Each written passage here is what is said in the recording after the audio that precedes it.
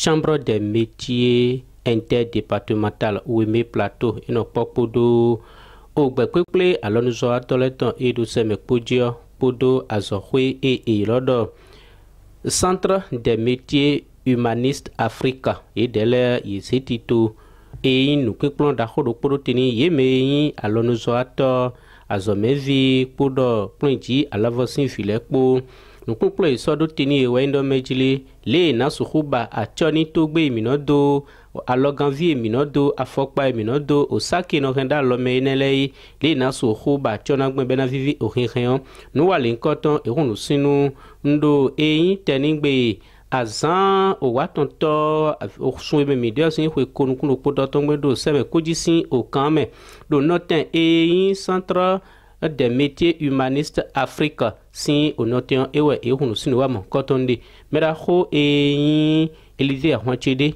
et de Home. Je vous remercie pour votre déplacement et pour l'amour que vous avez pour votre avenir. Dieu fera que vous allez beaucoup tirer profit de notre grande sœur qui sera avec nous pendant les quelques jours. Et notre souhait que tout un chacun de vous, que vous puissiez ouvrir votre tête, vous ouvrez votre cerveau, parce que vous savez que vous n'avez que 3 jours. Mon président collectif Odo o sovi gidi yede so yede hodo temako no lo hunu sunu yiwanu ide président Champton Bondi ye no mo fo ye mo no nyon mi fo e kon ye yiro mi do bo mi vo sio yiro eton ni do fi wa mi ton do centre humaniste Afrique do afono edindo seme position ayigbaji e mananyi fonami no egbe mi ton. Il suffit de mener tête pour se nouer de formatrice pour canhobio na ho cambio mais ou mais ouais non mon côté. C'est une grande joie pour moi d'accueillir une formation de plus dans nos locaux ici à Semekodi, précisément à Djepagleboun. Cette formation, moi-même, je le souhaiterais depuis pour mon propre développement d'abord, puisque j'aime tout. Quand cette formation, je suis là. Et une fois quand j'ai entendu, j'ai saisi l'opportunité de dire quoi, même si moi je n'ai pas le temps, il faut que les artisans et artisanes de la commune de Semekodi en bénéficient. Donc nous remercions la Chambre des métiers pour cette noble initiative que je crois ne serait pas la dernière. Et je souhaite une très bonne chance et surtout l'écoute, l'attention, l'assiduité, la ponctualité aux participantes. C'est ça surtout, ça ne suffit pas de venir à une formation. Il faut savoir pourquoi on est venu et connaître et maîtriser ce pourquoi on est là. C'est le plus essentiel. Ene gudo nweji yena wazodo na jino Lucrèce avahui ewatin we na su huklon do finele ewatin do kporo kpomeni yeme lobo afinele. Là où vous me voyez, je suis président d'association. Grande est ma joie d'être là ce matin pour vous accompagner dans ce même sens. Et j'aimerais passer par là pour remercier les autorités à divers niveaux qui m'ont permis quand même d'être là ce matin. Bien si gagne tout men lo ba no ko mi agbo abo no to men lo. Et ça si gagne lo mi o so eno ze calendrier. Ye mi lo calendrier ça lo mi o so si gagne calendrier o na forme.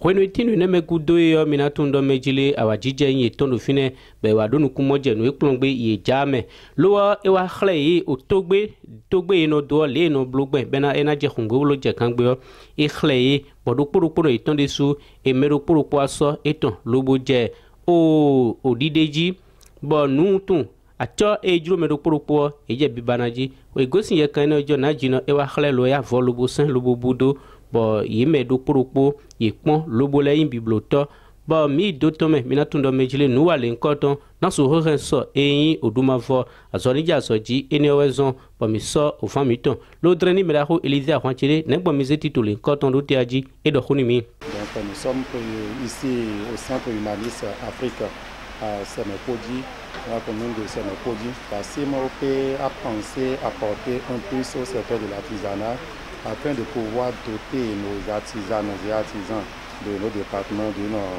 activité secondaire, activité génératrice de revenus, qui peut compléter ce que les uns et les autres faisaient déjà comme activité principale.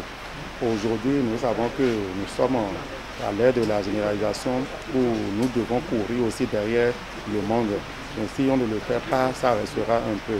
C'est pour ça que nous avons jugé utile de faire accompagner de ce que nous faisons déjà, de cette formation de l'habillage des sacs, colliers, chaussures et consorts, afin que ce soit encore autre source de revenus qui viendra s'ajouter à ce que nous faisons déjà pour limiter que ce soit la morosité économique que nous sommes en train de vivre aujourd'hui dans le monde entier. Mais Pacheni alors nous avons les bihuis de ce mepoji et des sous et bohomadoa. Oui, ouais, mito bibai do Centre Humaniste Afrique do Jefferson Tomé. Oui, ouais, mani do poge minamba ina alors nous avons atolé. Des volets sont poto godo boja. O mi o le po alors nous avons atolé po. Au Sovi Guidi et des sous et de Nous sommes fiers d'accueillir ce matin la première vague pour une formation en habillage de pelles, sacs et consorts. C'est d'actualité. Les cibles ciblées, c'est les artisanes et artisans d'abord, les étudiants. L'objectif visé, c'est de les sortir du chômage et pour d'autres, créer d'autres activités secondaires. Ma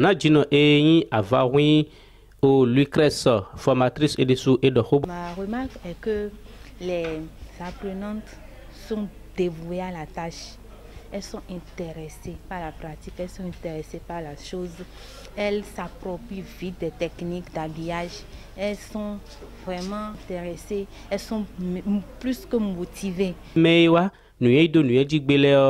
O Nadjino, o Tossa, o Norina et des sous-humains. Et vraiment, je suis très contente de participer à cette formation parce que ça me fait un de plus. Il faut toujours avoir plusieurs cordes à son arc. C'est vrai que j'avais déjà ce travail que je faisais, les sacs, mais ce genre de sac vient s'ajouter à ce que je connais déjà. Je demande à tout le public, toutes les femmes qui ont déjà peut-être une activité, à toujours chercher à avoir plus. Et les élèves en vacances, je les invite aussi à toujours chercher à apprendre un métier. Africa Soleil Média, mis de Thomas.